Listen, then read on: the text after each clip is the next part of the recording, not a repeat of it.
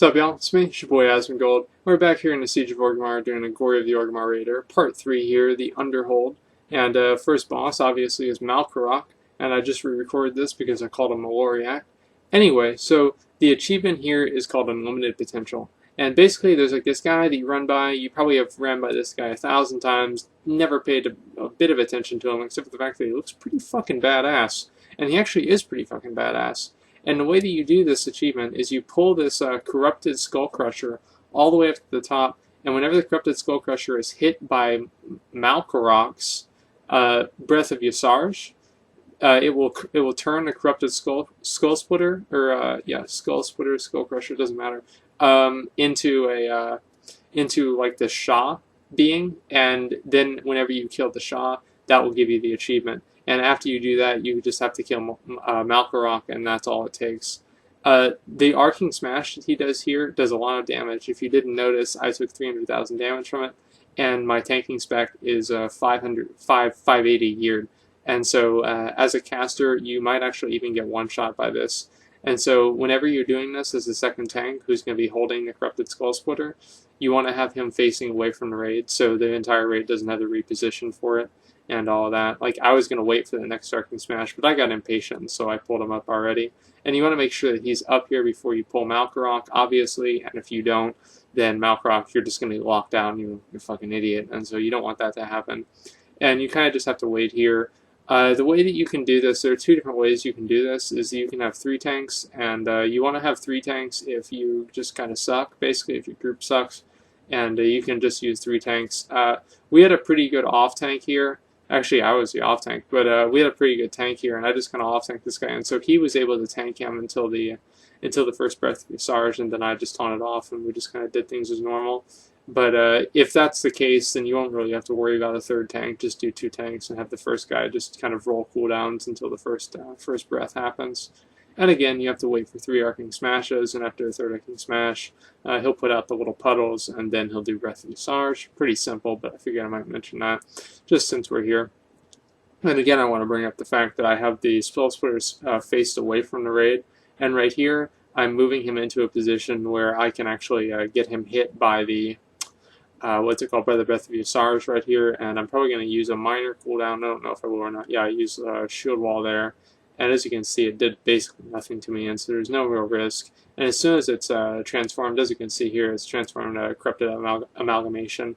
And it also does a smash, I'm pretty sure. And so you want to make sure that you don't get hit by that either.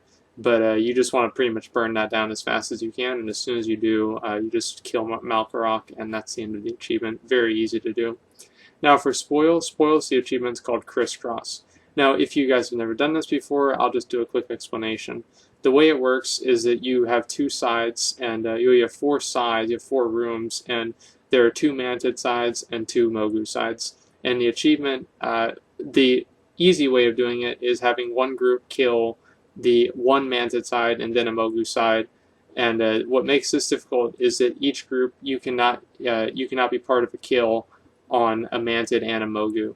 And so you have to do 2 Mogu rooms. And the reason that that's difficult is that you have to use these little chains to pull yourself up. And there are some ways to kind of speed this up. Like if you have a Warlock, you can put your portal on the top. I don't know if monks can Transcendence or not. And there are a couple of other ways. But basically, you kind of have to wait for these chains to go up. And so you lose a lot of time there because obviously you're on an enrage timer for finishing up this Spoils encounter anyway, just on the normally. And so anyway, the way that we set it up is we pretty much just made 2 equal groups, the same as the rest of the, I don't know, just like the whole thing anyway. And what I'm going to do here is I'm going to show you guys kind of the way that we set it up, and I'm going to slow down the video as soon as this room is cleared, and I'll show you guys kind of how we transitioned over. We had some really stupid mistakes, and so you guys will see that happening, and sometimes I think that'll help you guys maybe learn, you know, that these do not have to be done by like rocket surgeons. Like, it's not really that big of a deal. It's just it has to be pretty precise. Like, we did these like the first week that this came out, so it's not even hard at all. Don't even worry about it. And so as you can see here, we're finishing up, and I'm already having people go up the little ramp there, or the little chain. And now we're all going to pretty much be taking turns going up the chain. and we're waiting to click the lever until everybody is over. And as soon as everybody's over, what you want to do is you want to make sure and verify that everybody's in the right place and everything is exactly the way it should be. And everybody who was on the first Mogu side is on the second Mogu side, and everybody who was on the first Mantid side is on the second Mantid side. Because you might have somebody who gets confused and walks through the gate. If you walk through the gate, it does not fail the achievement. What fails the achievement is if you're in combat with one of the Mantids whenever you've killed a Mogu, and vice versa. And so it's very simple. The reason why we opened the gate there is that obviously our time was ticking down, and because each time that you use the chain, it takes about 10 seconds per person. So obviously, the faster we can get it done, the better. So the less people, like if we had 2 less people, we'd be able to do this a little bit faster. And in 25 men, you do have 2 change, which is kind of nice. But again, it's not. This achievement is very easy to do. The only thing that's hard about it is coordinating and making sure that everybody knows basically what they're supposed to do.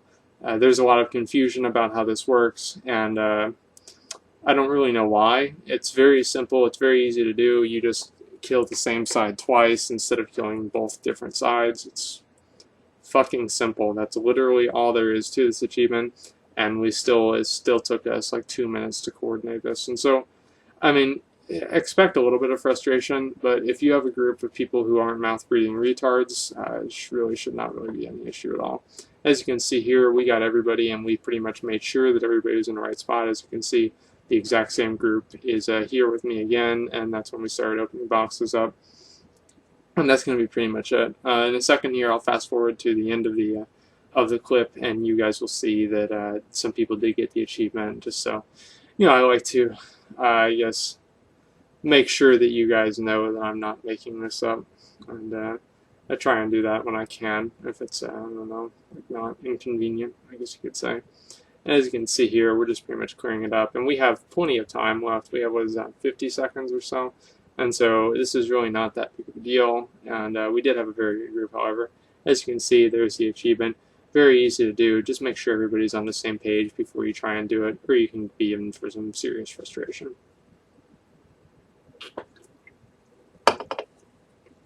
Thok is pretty, I'm not going to say it's hard, honestly. It's one of the harder ones, really. It's called Giant Dinosaur versus Mega Snail, which is basically like something you'd see on like the Sci-Fi Channel at 3 p.m. on a Sunday. Or not a Sunday, excuse me, a Tuesday. And Sunday they'd have on like Sharknado 9 or something like that. But anyway, we'll get back on topic. The way this works is that whenever you kill a jailer and you use a key, and if you're not opening up the normal gate, another jailer will spawn. And so there's this gate that you'll see to the left there, and I'm going to go open it up. And you need to kill 3 extra jailers. So instead of killing 3 jailers in the normal course of the fight, you're going to be killing 6. And you're going to use the first key each time to open up this, it's called a Thrice locked cage. And the third time that you open it up, you're going to have a snail. And these snails are a lot like the snails in TOT, before Jikun. Very simple to avoid. They move very slow. As you can see, I opened up the cage once, and as soon as I used it, a second jailer spawned. You only want to do 2 jailers per transition phase, and the reason for that is that these Thok is going to move faster over time, and at about you don't want to leave anything up to chance. You don't want to have any mistakes, because this does kind of take a while and it's very frustrating. And so my best advice to you is, as soon as he goes into his blood frenzy phase, what you want to do is just, as soon as he does that, kill 1 jailer, open up the cage once, kill another jailer, and in the blood frenzy. Very simple, very easy to do. And as you see, I'll fast forward through the just different DPS parts. There's no real reason for you guys to need to see that. None of this changes, but you want to DPS them down pretty low. But again, you don't want to kill them until the snail is out. And if you kill the snail, obviously you fuck up the achievement, and you have to leave the snail alive too. And basically, the achievement doesn't actually even complete until after you've killed Thok, and the snail will run over his corpse and just like kind of decompose his body, and that's going to be what's going to give you the achievement. As you can see, we're in another blood frenzy, and obviously, like, the only things that are going to wipe you on Thok is people being stupid, and so it's very easy to do. You just want to make sure that you don't have anybody getting eaten by the chomps, and there's just all the everyday Thok stuff. As you can see, I'm killing another jailer, and as soon as I kill this jailer, I'm going to watch this right here. This is some ninja shit. Like, I didn't even know if I should have been doing this, but I did anyway. Like, I thought I was going to get eaten by him right there, but I didn't. Anyway, so I clicked on it twice here, and I don't know, because there are 2 cages, I think. I don't know if you click one cage and you click another one, if that will make a difference, but just make sure you click the same cage every single time, since I think the two are like 2 different grates next to each other. I don't know if that makes a difference or not, but again, there's no reason to be clicking different grates. And then we get the second jailer, as you can see, and we're killing him. And everybody's focusing on the jailers here, by the way. That's what I'm calling out in Vent. Actually, we're in mobile, but that's completely irrelevant. Basically, we focus completely on the jailers. We don't spend any time really DPSing Thok during these transitions, because if you're really spending time doing these achievements and you really have to push the damage on these things, you probably should spend some time getting better gear. There are a lot of people in this raid who are very, very well geared, such as myself and a couple of other people, and there are also a lot of people in this raid who are dog shit. And as you can see through the DPS, there are a lot of people who are very low. And again, this is not hard to do. It's actually very easy to do, as long as you have one tank that knows what they're doing. Warrior is very good to do this, so is the Druid, and the reason for that, see, there's another time I was being very, very,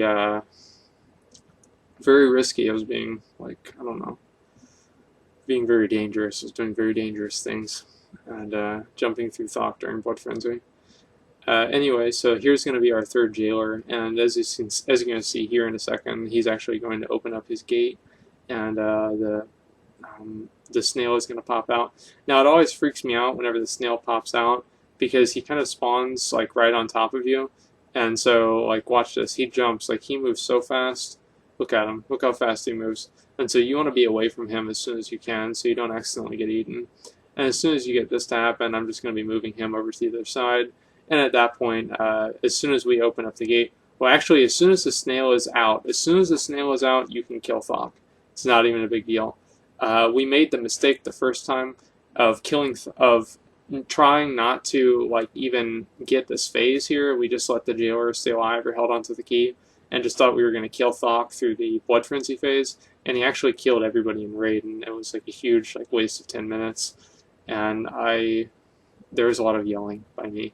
But anyway, you always want to pretty much just play this safe, because after you invest, like, what is this, like, I don't know, like 8 minutes or something like that. I mean, you don't want to have a mistake happen because of something stupid. But as you can see here, at this point, like, we completely won. And again, make sure that nobody's DPSing the snail. The snail has like 20 million health, so it's not like he's about to just fall over. But at the same time, you don't want to just have him, I don't know, have people just like padding meters to kill him or whatever. And as you can see here, as soon as he goes to Thok, he's going to eat him, and everybody's going to get an achievement. And I guess my webcam will be over that, but I might click on it and show you guys. But as you can see, that's what happens. And I think you can kill the snail here now. But that's pretty much it for the achievements for the Enderhold. So just go ahead and get that snail out and have him eat the dinosaur. Thanks for watching, and like, comment, subscribe.